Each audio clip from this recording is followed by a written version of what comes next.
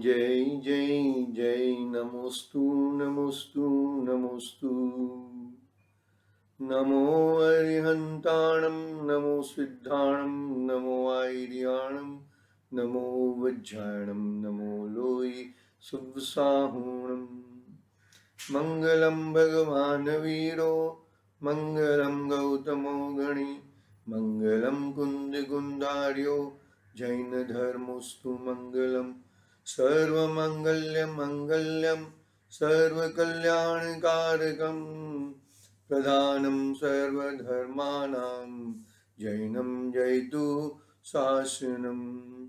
यस्य स्वयं स्वभावाप्ति प्रभावे कृत्स्नकर्मण तस्मै संज्ञानरूपाय नमोस्तु परमात्मने नमोस्तु परमात्मने नमोस्तु परमात्मने। चेतिले चेतन चेत्या विना केम चालसे।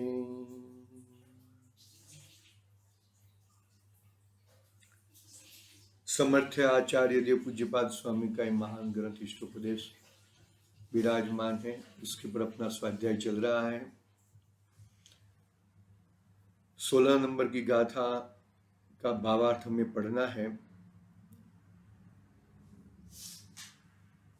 16 नंबर की गाथा में पहली बात आई ना, त्याग और दान की बात हमने कल की थी। त्याग वो धर्म है और दान से पुण्य होता है।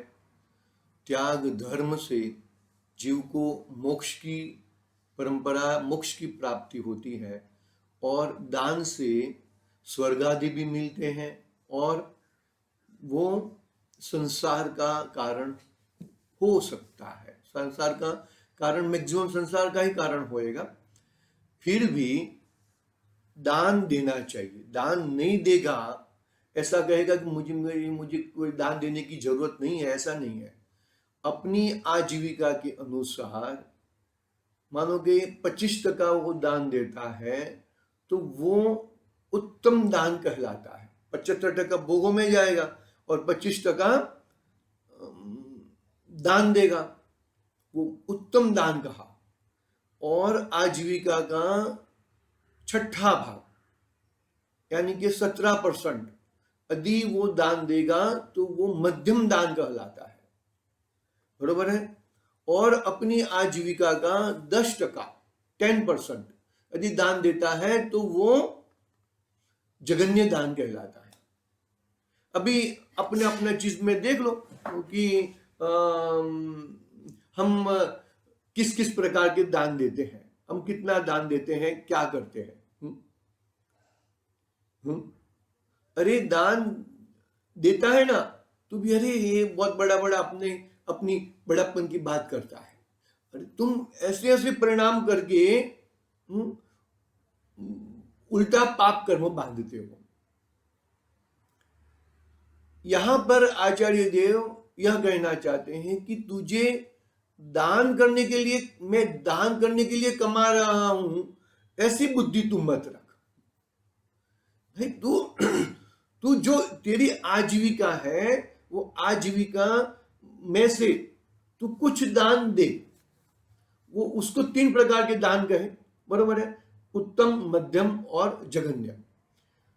और इसके तेरे हिसाब से भी दान तू दे सकता है, ऐसा कुछ नहीं। लेकिन यदि तू ऐसा कहेगा कि मैं दान देने के लिए कमा रहा हूं तो वो बात तेरी एकदम गलत ठहरेगी। क्यों? क्योंकि तू तो मैक्सिमम पैसा तो तुझे भोगों में वापर रहा है। बात यहां पर आचार्य देव इस बात के ऊपर बहुत वजन देना चाहते हैं कि तेरी आजीविका में से जो हो सके इतना दान दे। बाकी मैं बहुत ज्यादा, अरे पैसे कमाने के लिए अभी आत्मानुशासन का हम छंद पढ़ेंगे। गुणभद्र आचार्य देव क्या कहते हैं वो बताएंगे हमें कि पैसे कैसे कमाया जाता है।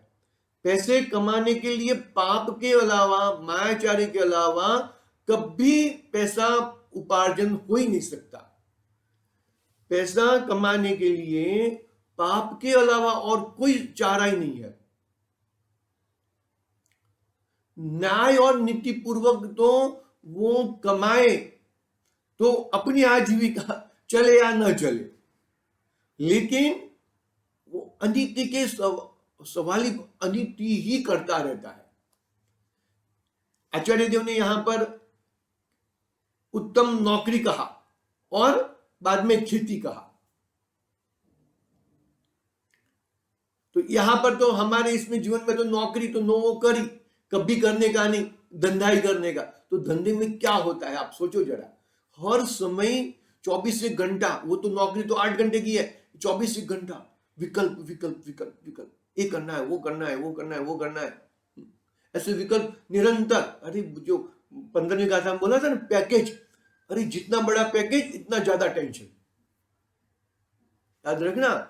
अरे इतना वो तुमको 10 लाख का पैकेज देंगे तो क्या तुमको क्या लगता है वो 2 करोड़ 5 करोड़ कमाएगा ना, तब तुमको 10 लाख का पैकेज देगा। तो वो 2 करोड़ किसके थकी, तुम्हारे थकी ही कमा लेगा वो। समझे, ऐसे फालतू में थोड़ी वो तुमको पैसा दे देगा। ठीक है, अपनी ये सब बातें हो गई थी। 3 प्रकार के दान कहे ना, 25%, 17% और 10%।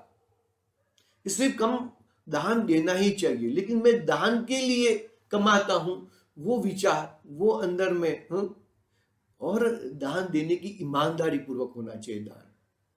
दान देकर मतलब वो मेरा नाम बढ़ना चाहिए, मेरा वो होना चाहिए, वैसा दान सही दान नहीं है। ठीक है, अब हम आगे पढ़ते हैं आत्मानुशासन गुणभद्राचार्य देव का छंद पढ़ते हैं, और वो छंद में आचार्य देव क्या कहना चाहते हैं उसकी बात करेंगे। देखो, गुणभद्राचार्य देव का छंद,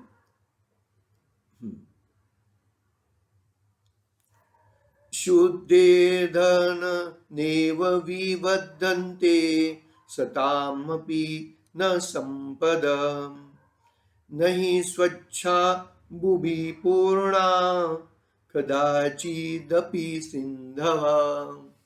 क्या उदाहरण दिया मालूम है? नदी के अंदर पूर आता है ना, तो वो पूर में कभी स्वच्छ पानी नहीं रहता।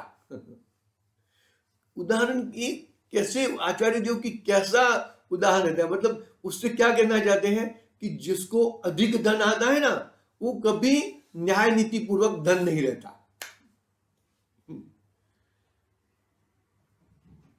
न्याय नीति पूर्वक धन नहीं रहता। क्यों न्याय नीति पूर्वक धन नहीं रहता? क्योंकि वो धन है, वो धन गड़बड़ी की वजह से उल्टा सुल्टा काम करके ही, मायाचारी करके ही वो धन कमाया जाता है। वो ऐसा माने कि मैंने न्याय नीति, सवाल ही नहीं है। अरे गवर्नमेंट की टैक्स की चोरी करना वो भी न्याय नीति में नहीं है। कभी हमने पूरे टैक्स भरने की कोशिश की है? वो फर्स्ट नंबर की, मतलब फर्स्ट नंबर की चोरी नंबर 1 हो गई ना। बाद में उल्टा सुल्टा मानोगे कुछ मिलावट करना, वो दूसरे नंबर की, मतलब और चोरी, गंदी चोरी, गलती बराबर। और किसी का चोरी करा लेना, या चोरी का माल खरीद लेना, 100 रुपया का माल है 20 रुपये में मिल रहा है, वो ले लेना। करते हैं ना सब लोग, बहुत सारे करते हैं। ऐसी जाति का व्यापार करने से ही धन बढ़ता है। तो क्या बोलते हैं, नदी में पूर आता है, वो गंदा पानी का ही पूर रहता है, बरोबर है। तो ऐसे पैसे, बहुत ज्यादा पैसे आते हैं, वो गंदा पानी का ही, गंदी राज रमत से, गंदे काम से ही पैसे आते हैं। देखो मैं पढ़ता हूं यहां पे, सत्पुरुषों की संपत्ति शुद्ध धन से, न्यायोपार्जित धन से नहीं बढ़ती। जो धन बढ़ता है, ज्यादा धन बढ़ता है ना, वो कभी सत्पुरुषों का धन मतलब सत्पुरुष इसके लिए कहा कि धनवान लोगों को सत्पुरुष कहा। तो कभी न्यायोपार्जित से धन बढ़ता नहीं है। न्यायोपार्जित से धन वो कर सकता है, क्या कर सकता है कि भाई हाँ 2 वक्त का भोजन कर सकता है और थोड़ा बहुत बचा ले तो बचा सकता है, लेकिन बाकी जिसके पास धन के ढगले होते हैं वो न्याय नीति पूर्वक के नहीं होते। आगे बढ़ते हैं। नदी में कभी भी स्वच्छ जल का पूर नहीं आता। क्या उदाहरण दिया? नदी में जब पूर आता है ना तब स्वच्छ जल का पूर नहीं आता, अर्थात वे वर्षा ऋतु में मलिन पानी से ही भरपूर रहती है। वर्षा ऋतु में पानी आता है, बहुत चारों जगह से पानी आता है, नदी नीचे रहती है तो ऊपर चारों बाजू से गांव में से शहर में से पानी तो गंदगी के साथ आता है। कितना स्वच्छ उदाहरण दिया आचार्य देव ने। मतलब ऐसे उदाहरण नदियों में कभी भी स्वच्छ जल का पूर नहीं आता, अर्थात वे वर्षा ऋतु में मलिन पानी से भरपूर रहती है। जैसे वर्षा ऋतु में नदियों में गंदे मलिन जल का पूर आता है, इसी तरह अन्याय से उपार्जित धन से धन में बहुत वृद्धि होती है।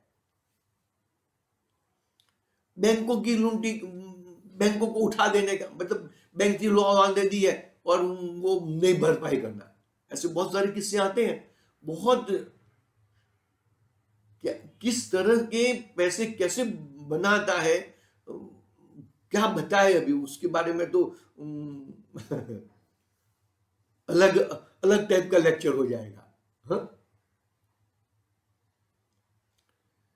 समझना चाहिए कि इतना पाप करके तुम धन कमाओगे और वो धन में दान के लिए कमाता हूं, तो क्या उदाहरण दिया पूज्यपाल स्वामी ने कि स्नान के पहले कीचड़ को लगाता है, इस तरह की बात हो गई। यदि तुझे स्नान करना है तो कीचड़ क्यों लगाता है भाई? स्नान ही डायरेक्ट कर लेना, कीचड़ लगा के धोना क्या है ना, क्या है? कीच लिपे पर मानता मूड किया में स्नान। मतलब कीचड़ को लगा के मैं मतलब लगाता है कीचड़ और फिर बोलता है कि मैंने स्नान किया।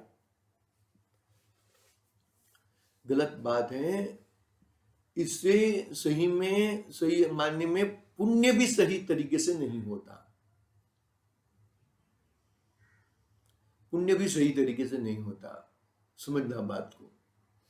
न्याय नीति पूर्वक तुम्हारा जीवन नहीं है तो तुम सम्यक दर्शन के भी हकदार नहीं होते। आगे आएगी 16-17वीं गाथा में, 70 मतलब आगे की बातें ऐसी आने वाली बात आगे कि यदि तुम्हारा जीवन, देखो हमने अन्याय अनीति के से जीवन में पैसे कमाए हैं तो हमारे विचारों में वैसा ही आएगा।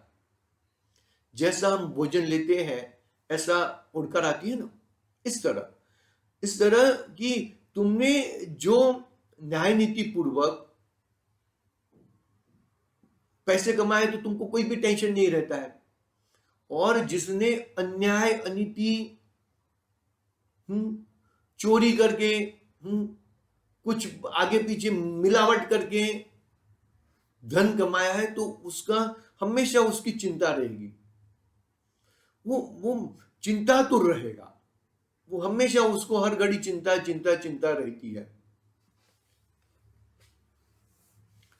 हर घड़ी चिंता रहती है भाई। अरे ये हो जाएगा, वो हो जाएगा, ये पकड़ा जाएगा, वो पकड़ा जाएगा, यहाँ से बुरे समाचार आएंगे, वहां से बुरे समाचार आएंगे।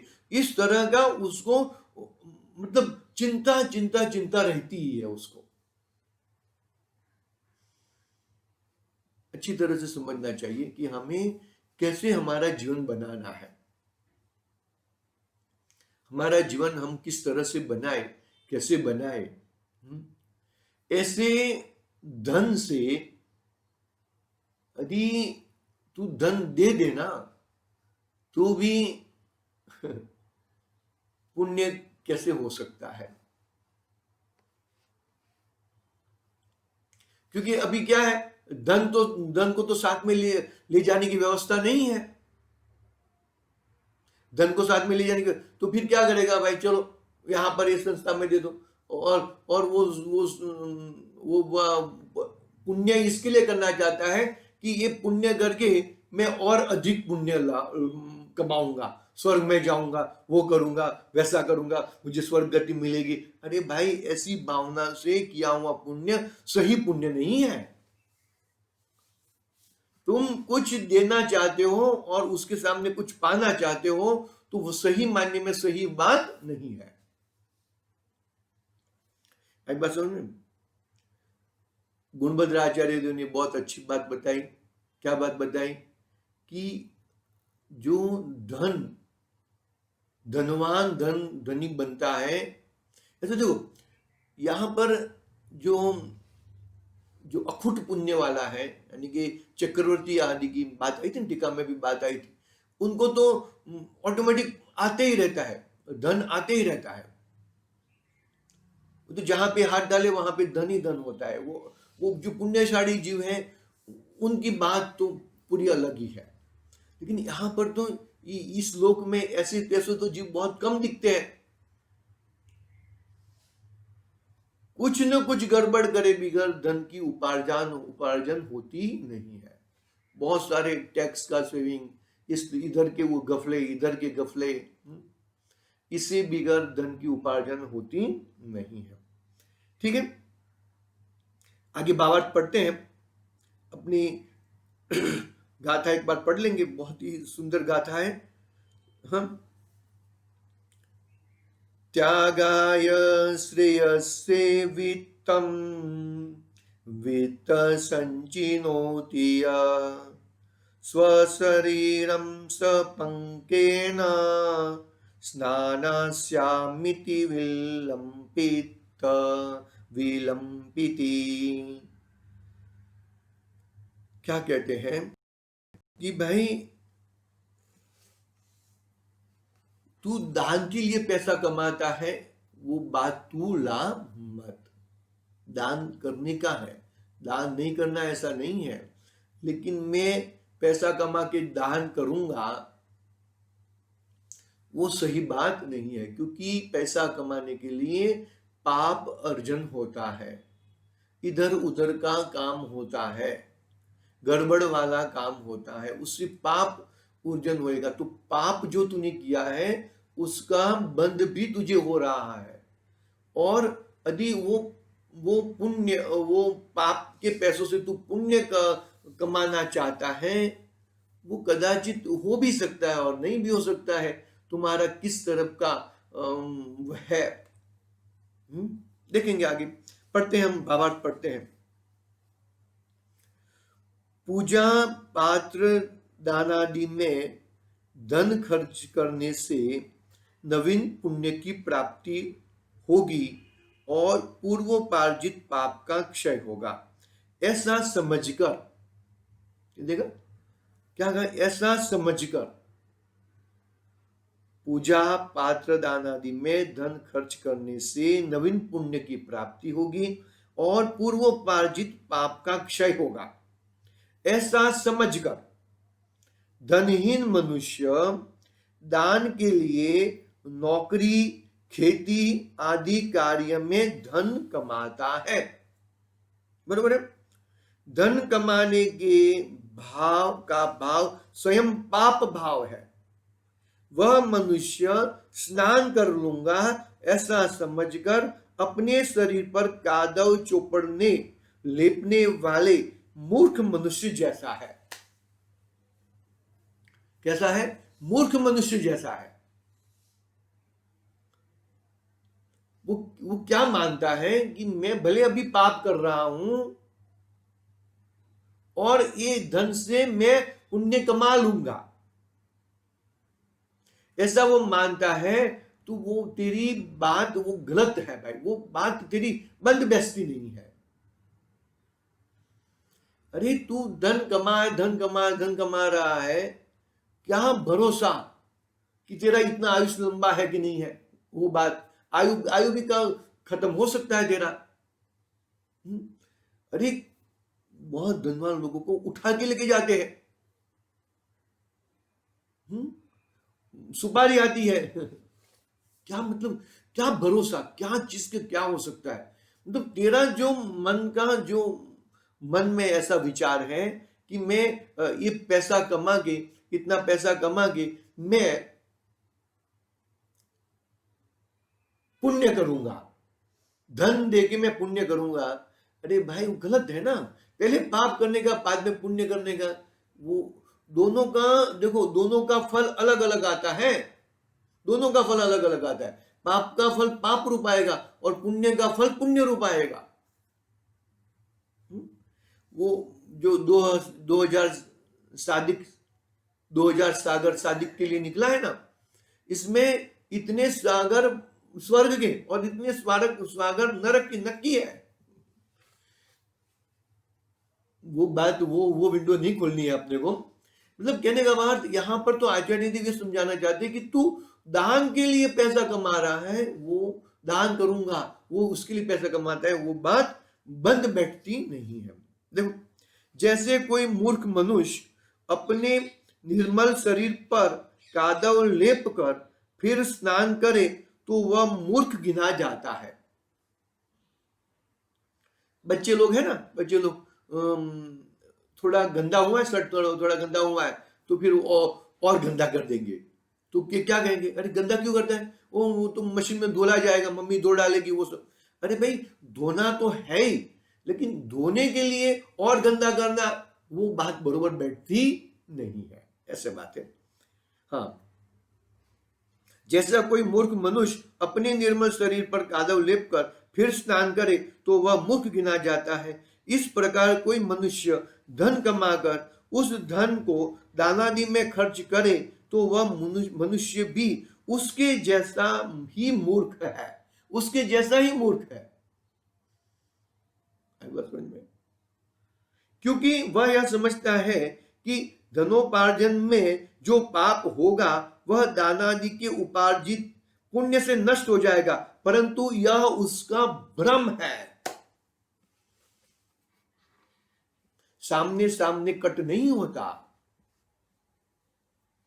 पाप तो होएगा ही, याद रखना। और वो पैसा धन देने वक्त वो तेरे परिणाम कैसे हैं, तू किस क्या लोभ करना चाहता है, क्या उसके पीछे तेरा मंतव्य क्या है, अभिप्राय क्या है, धन दान में देने का अभिप्राय क्या है, उसके हिसाब से पुण्य मिलेगा, उसके हिसाब से पुण्य मिलेगा भाई। शब्दों में बात आती नहीं है, लेकिन अंदर का भाव समझो कि भाई तूने पहले पाप किया और पाप करके फिर बाद में पुण्य। अरे पहले पुण्य कर फिर पाप करना, भाई बात समझ में। क्योंकि भाई तुम भी पॉजिटिव ना, हम पहले पॉजिटिव, क्योंकि तू ऐसा मानेगा कि मैं पाप करके बाद में पुण्य करूंगा, वो कहां बैठता है। तेरा आयुष खत्म हो गया, अरे वो तेरे धन उपार्जन किए हुए धन की चोरी हो गई, कोई इनकम टैक्स की रेड पड़ गई, तेरा सब धन लेके गए, तो लेकिन वो पाप तो वैसा का वैसा ही रहने वाला है। समझ में आ रहा है कि नहीं आ रहा है, किस तरह से मतलब तुम ऐसा सोचते हैं। हम सामने सामने पुण्य पाप, पाप पुण्य सामने सामने एडजस्ट होता नहीं है कभी भी। अरे सपोज नहीं आया, चलो तेरा ऐसा उदय नहीं है, लेकिन फिर भी पाप के सामने पुण्य किया तो सामने सामने उड़ जाएगा। सामने सामने ऐसा वो करते हैं ना, भगाकर करते हैं तो 0 0 उड़ा देते हैं, बाद में 5 से 25 तो 5 5 25, ऐसा पाप पुण्य का उड़ना होता नहीं है। दोनों के बंध अलग अलग तरीके से तेरे को मिलते हैं। तो ऐसा मानता है तो क्या है, वह उसका भ्रम है, यह उसका भ्रम है। आगे देखते हैं। जैसे वर्षा ऋतु में नदियां गंदे पानी से ही उफनती है, मतलब पूर आता है, गंदे पानी से भरा जाता है, ऐसा वैसे ही पाप से धन का उपार्जन होता है। इसलिए धनोपार्जन करने का पाप भाव करना और फिर पुण्योपार्जन के लिए उस धन को पूजा पात्र दानादि में शुभ कार्यों में खर्च करूंगा, ऐसा अज्ञान भाव करना मूढ़ता है। आगे बात, इस तरह अपनी बहुत सुंदर गाथा 16वीं गाथा पूरी हुई है। मतलब ये 16वीं गाथा का तात्पर्य ये है कि आचार्य देव दान नहीं करना ऐसी बात नहीं करते हैं, लेकिन दान के लिए तू पाप आदि की प्रवृत्तियों से धन इकट्ठा करके मैं दान करूंगा और वो पाप मेरे उड़ जाएंगे, वो पाप मेरे नष्ट हो जाएंगे, वैसी बात नहीं है। ये ऐसा समझना वो सरासर मूढ़ता है, मूर्खता है। दान तो अवश्य करना ही है। 3 प्रकार के दान गए ना, उत्तम, मध्यम और जघन्य। तेरी आमदनी कितनी है वो हिस्सा, तेरी आजीविका कितनी है, तेरी आमदनी कितनी है, वो हिसाब से तू 25% देता है तो उत्तम दान कहलाता है। एक 6वां भाग देता है यानी कि 17% देता है तो मध्यम दान कहलाता है, और 10वां भाग देता है तो जघन्य दान कहलाता है। और तेरे हिसाब से जो तेरी आजीविका में से कुछ बचता है उसमें से जो तू देता है वो भी दान कहलाता है। लेकिन मैं पापार्जन करके बहुत सारा धन कमा के फिर दान करूंगा, वो मूढ़ता है, वो मूर्खता है, वो भ्रम है। ऐसा भ्रम पाने के लिए, ऐसा भ्रम पैदा करने के लिए, ऐसी चीज करने के लिए आचार्य देव मना करते हैं, ऐसा उपदेश देते हैं आचार्य देव कि इस तरह से तू धन की उपार्जन मत कर, क्योंकि धन उपार्जन में बहुत पाप होता है, बहुत पाप होता है, और वो पाप का फल तुझे सेपरेट भुगतना पड़ेगा। और पुण्य होएगा नहीं होएगा वो तो दूसरी बात है, लेकिन पाप का फल तो तुझे भुगतना ही पड़ेगा भैया। एक बात सुनिए, स्नान कर लूंगा उसके पहले मैं कादव लिपेट लूं, वैसी बात हम नहीं करनी चाहिए। इस तरह अपनी 16वीं गाथा की बात पूरी हुई है। कल से हम 17वीं गाथा में प्रवेश करेंगे, कल ही प्रारंभ करेंगे। आज समय हुआ है। आज के लिए ओम नमः सिद्धि।